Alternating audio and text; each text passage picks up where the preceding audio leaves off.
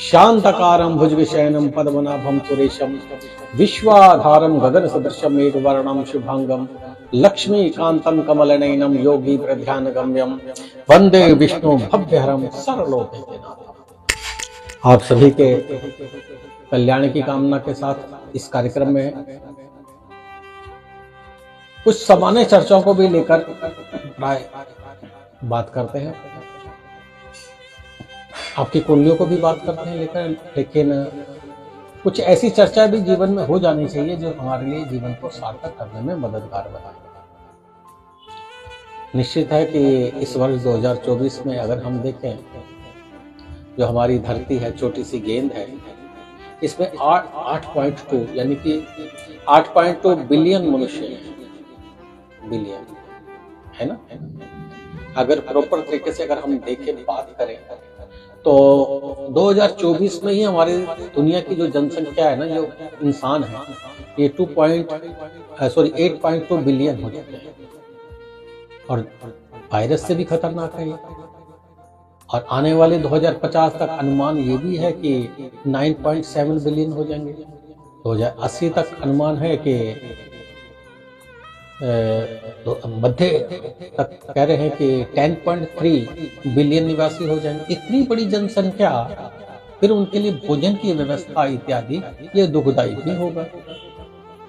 बात यहाँ बढ़ती जनसंख्या के साथ साथ अगर हम ये देखें कि केवल मनुष्य ही आज 2024 में 8.2 बिलियन है, तो और जीव कितने होंगे?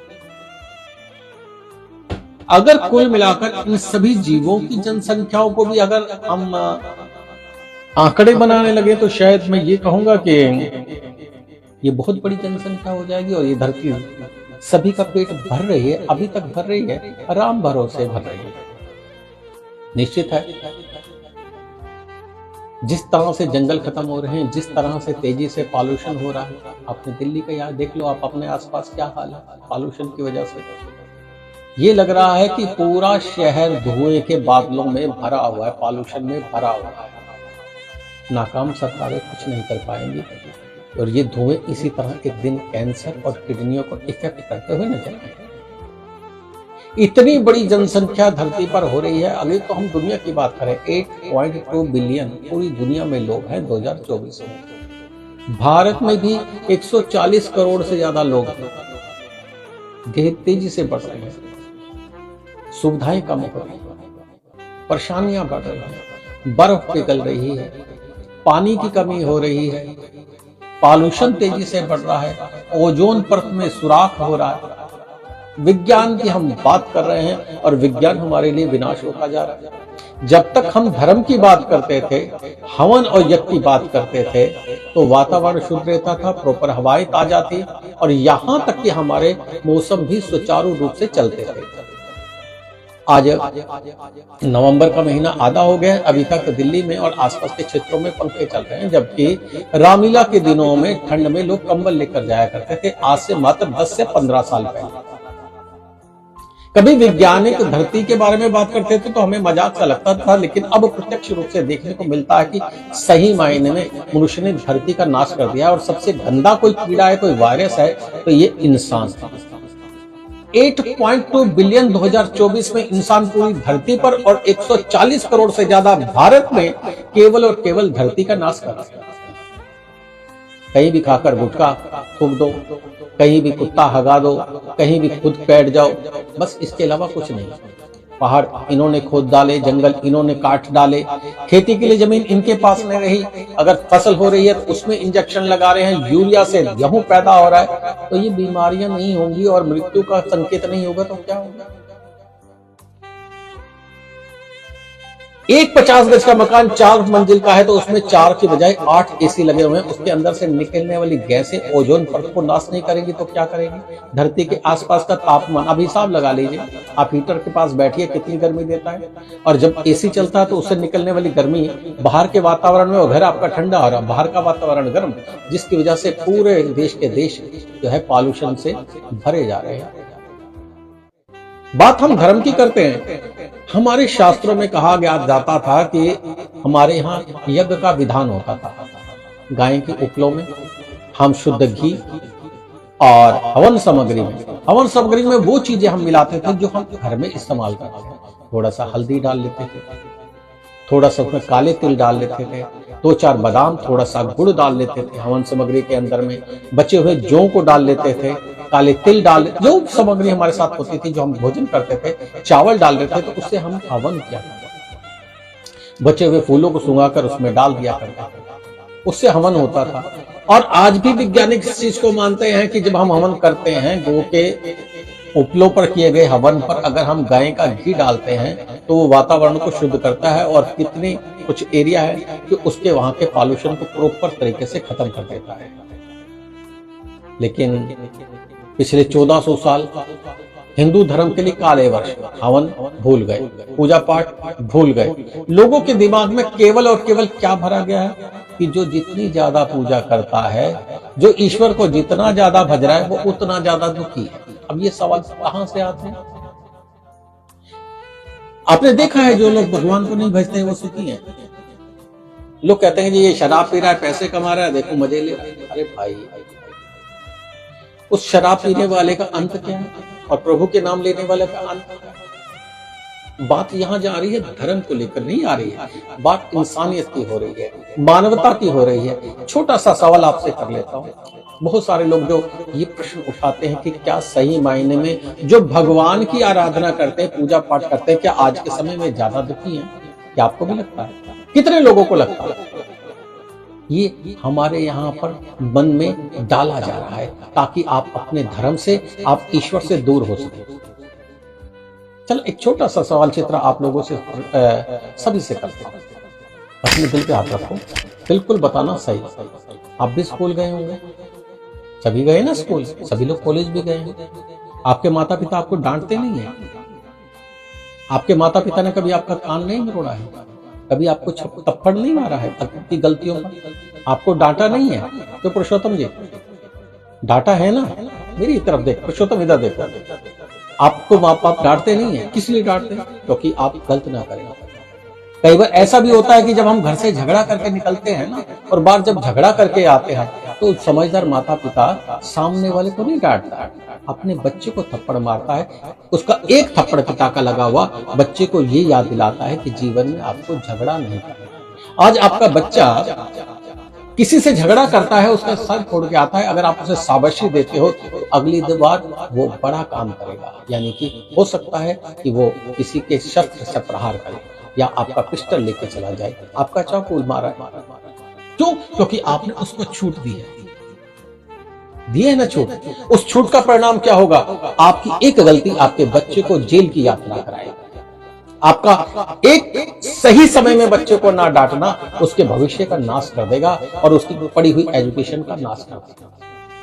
जो लोग अपने बच्चों को अंकुश लगाते हैं ना, निश्चित उनके बच्चे पढ़कर कुछ बेहतर हो जाते हैं। अगर जीवन में वो पढ़कर भी अच्छा व्यवसाय भी नहीं कर पाते तो लेकिन किसी का अहित नहीं करते। इसी तरह से ईश्वर के हम सभी बच्चे हैं और ईश्वर हमें टाइट इसलिए रखता है, जो उनके प्रिय होते हैं ना, उनके साथ में वो टाइट रहता है, उनकी रस्सी को टाइट करके रखता है। कुएं में बाल्टी डालते हैं ना जब, और जब उसको खींचते हैं तो रस्सी चू चू करती है। क्यों करती है? क्योंकि वजन के साथ जब खींचती है तो रस्सी का गला घुटता है। इसी तरह से ईश्वर भी अपने प्रेम करने वाले व्यक्तियों के साथ में इतना टाइट रहता है कि ताकि वो टूट ना जाए, वो भटक ना जाए और केवल समाज के हित के लिए काम करें और निश्चित अपने लोक और परलोक का सही मायने में उद्धार कर पाए। ये ध्यान रखिएगा। यदि आपने अपने बच्चों को अच्छी एजुकेशन दी है तो वो अच्छे ही निकलेंगे। यदि आपने अपने बच्चों को गलत एजुकेशन दी है ना, तो आपने एक नया क्रिमिनल तैयार करा दिया है। कोई भी बच्चा अपनी माँ के पेट से अपराधी बनकर नहीं पैदा होता है। अपराधी बनाते हैं, पहली गलती उनके माँ बाप करते हैं, जो उन्हें जो है अपराध के रास्ते पर लेकर जाते हैं, उनकी गलतियों को माफ करते हैं। इसी तरह से परमेश्वर है। परमेश्वर हमेशा हम पर निगाह रखता है, हमेशा हंसता है। जो परमेश्वर को याद नहीं करते, परमेश्वर उनके हित में भी करता है। लेकिन हमें ये लगता है कि हम जितना ईश्वर की ओर आगे बढ़ रहे हैं, ईश्वर हमें जो है उतने कष्ट देगा। लेकिन ध्यान रखिएगा, ईश्वर भी आपको उतनी क्षमता तक कष्ट देगा जहां तक आप झेल पाओ। लेकिन ध्यान रखिएगा, हर तूफान के बाद में सुहाना मौसम आपका इंतजार करता है।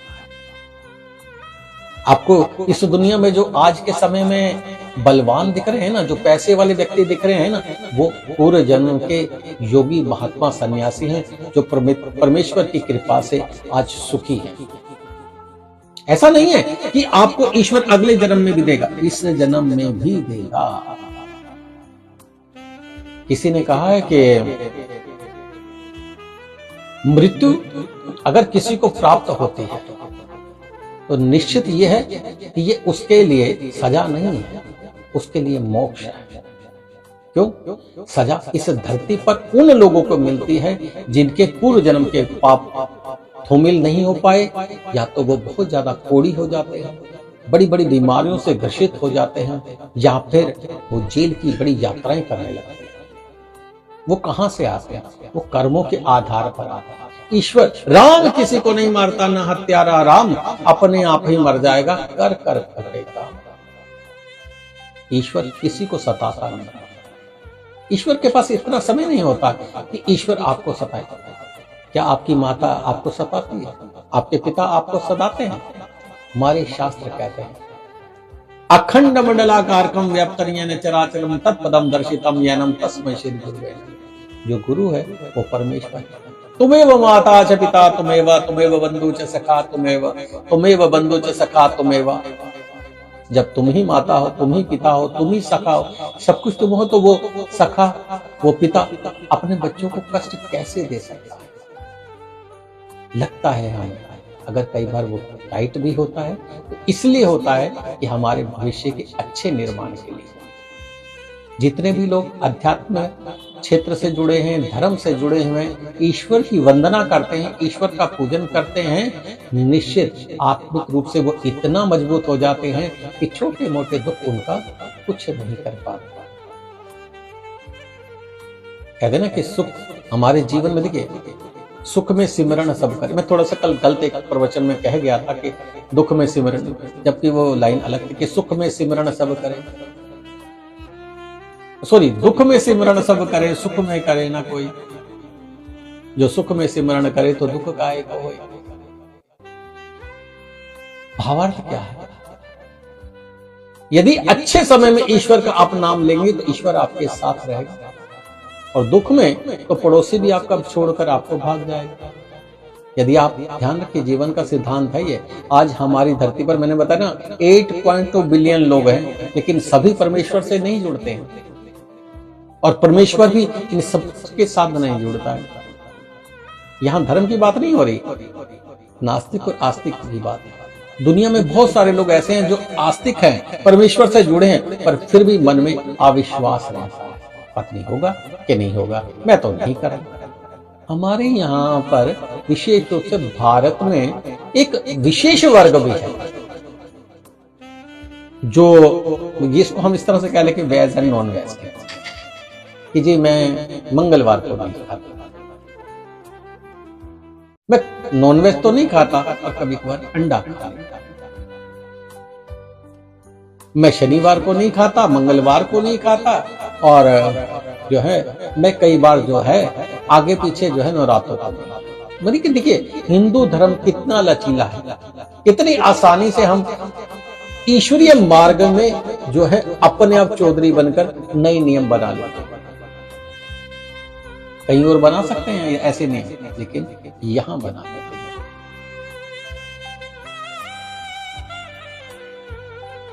जुड़ना है तो ये सोचकर नहीं जोड़ना है, ये सोचकर नहीं जोड़ना कि ईश्वर हमें कुछ देगा।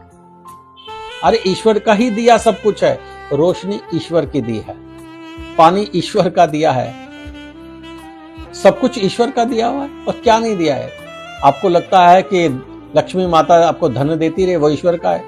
ऐसा नहीं है। ज्यादा आएगा तो कुलक्ष्मी भी आएगी और बीमारियां लेकर भी आएगी, चोर भी आएंगे, डकैत भी आएंगे, और फिर आपके पास ज्यादा पैसा होगा तो फिर चाकू भी चलेंगे और तलवारें भी चलेंगी।